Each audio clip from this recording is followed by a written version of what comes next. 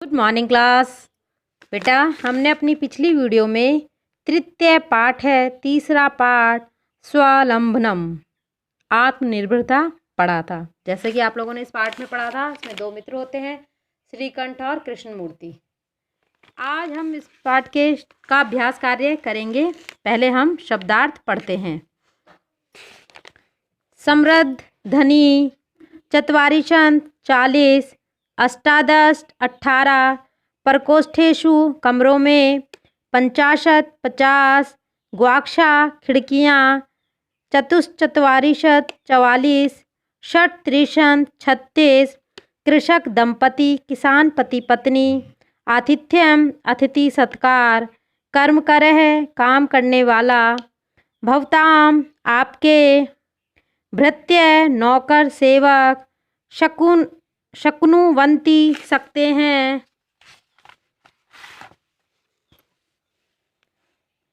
सार्ध द्वादशवादनम 12:30 बजे, सांप्रतम अभी। प्रश्न नंबर 2, अधोलिखितानां प्रश्न उत्तराणि लिखें। दिए गए प्रश्नों के उत्तर लिखें। पहला प्रश्न है, कस्य भवने सर्वविधानि सुख साधनानि आसान। किसके घर में सभी सुख सुविधाएं थी? किसके घर में थी? आंसर है श्री कंठस्य। श्री कंठस्य किसके घर में सब तरह की सुख सुविधाएं साधन थे? श्री कंठस्य। दूसरा क्वेश्चन है, कस्य गृहे कोपि भृत्य नास्ति। किसके घर में कोई भी नौकर नहीं था? आंसर है कृष्ण मूर्ति।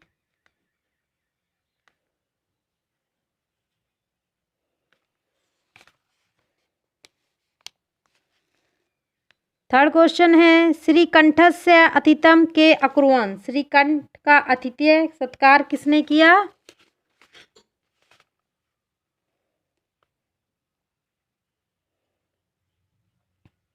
कृष्ण मूर्ति तस्य माता पिता च। कृष्ण मूर्ति और उसके माता पिता ने। सर्वदा कुत्र सुखम। हमेशा कहाँ पर सुख है? आंसर लिखेंगे यत्र स्वावलंबनम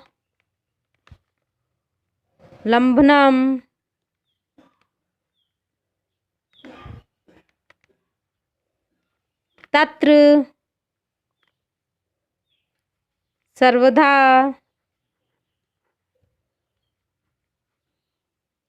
सुखम।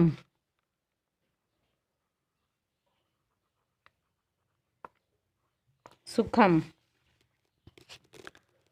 श्रीकंठ कृष्णमूर्ते गृह कदा अगच्छन्। श्रीकंठ कृष्णमूर्ति के घर में कितने बजे गया? आंसर है प्रातः 9 सुबह 9 बजे। कृष्णमूर्ते कति कर्मकारा सन्ति। कृष्णमूर्ति के पास कितने कर्मकार, कितने नौकर थे? 8। अष्ट में क्या क्या था? आप सभी जानते हैं, 2 हाथ, 2 पैर, 2 आंखें, 2 कान और 2 नेत्र।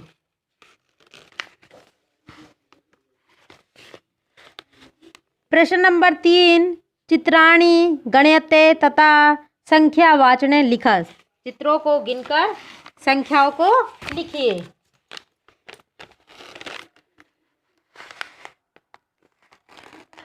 गिनिए। 1 2 3 4 5 6 7 8 9 10 11 12 13 14 15 16 17 18।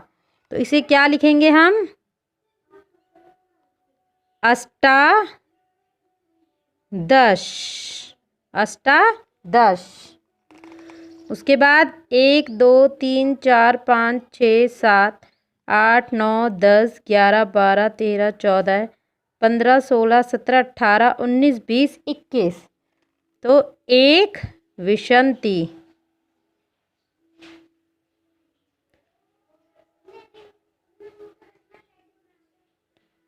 एक विशंति। उसके बाद 1 2 3 4 5 6 7 8 9 10 11 12 13 14 15 कितने हैं ये? तो हम इसे लिखेंगे पंचदश।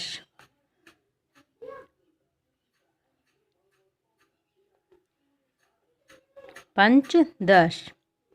उसके बाद 1 2 3 4 5 6 7 8 9 10 11 12 13 14 15 16 17 18 19 22 23 24 25 26 27 28 29 30 31 32 34 35 36। तो इसे लिखेंगे हम षट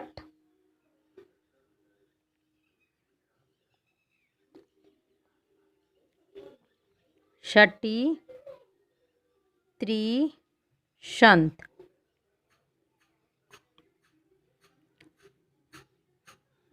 षटी त्रिशत।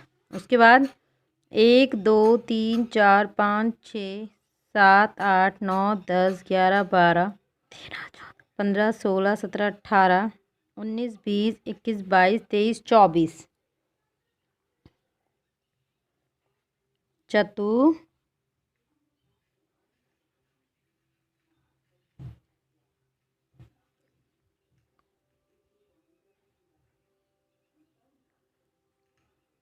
चतुर्विंशति। उसके बाद 1 2 3 4 5 6 7 8 9 10 11 12 13 14 15 16 17 18 19 20 21 22 23 24 25 26 27 28 29 30 31 32 33। इसे लिखेंगे हम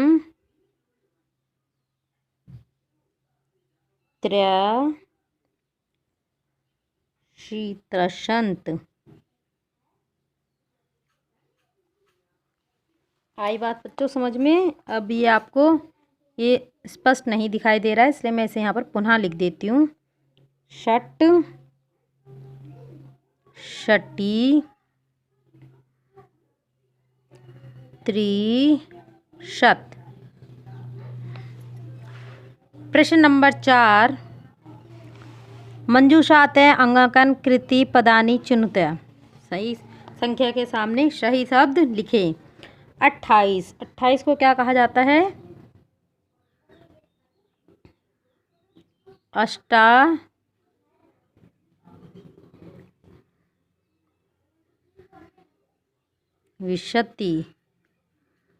उसके बाद है 27। सप्तविंशति।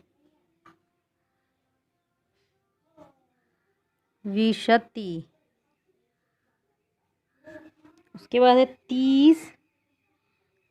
त्रिशत।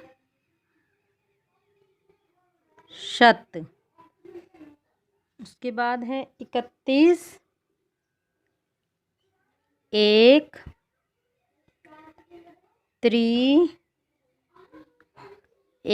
त्रिशत। उसके बाद है 24। 24 को हम लिखेंगे चतुर्विंशति।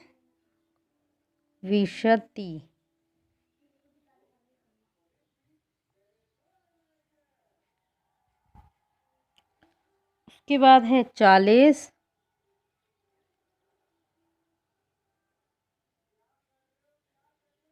चत्वारिशत।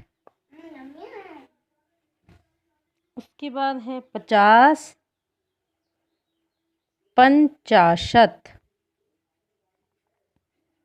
आई बात बच्चों समझ में? जैसा कि मैंने आपको पहले भी बताया था कि इस पाठ में आपको संख्या का भी बोध कराया जाता है, संख्या लिखना भी सिखाया गया है, संख्याओं के बारे में बताया गया है। उसके बाद प्रश्न नंबर 5, चित्र दृष्ट्वा मंजूषात पदानि, चित्र दृष्ट्वा मंजूषात पदानि च प्रयुज्य वाक्यानि रचय। चित्र को देखकर दिए गए शब्दों के द्वारा वाक्य लिखिए। पहला शब्द लिखेंगे हम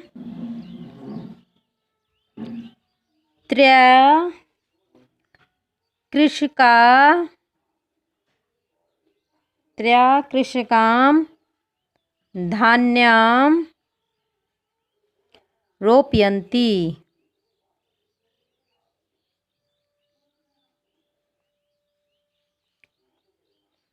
उसके बाद एतो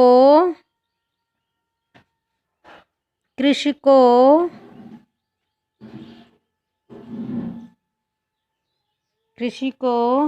खनित्राभ्याम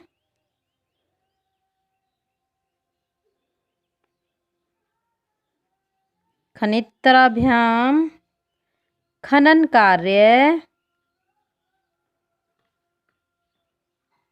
कार्य कुरुतः।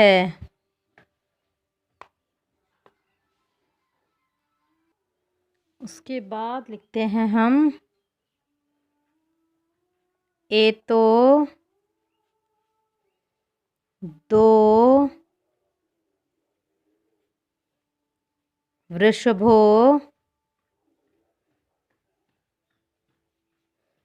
स्तः।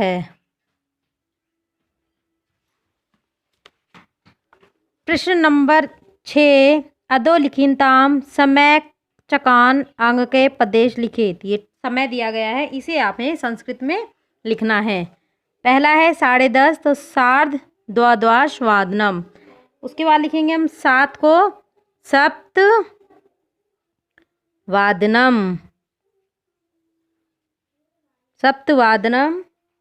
उसके बाद है 2:30 बजने, तो सार्ध द्विवादनम। उसके बाद 11 एकादश वादनम। उसके बाद है 4:30 सार्ध चतुर्वदीनम।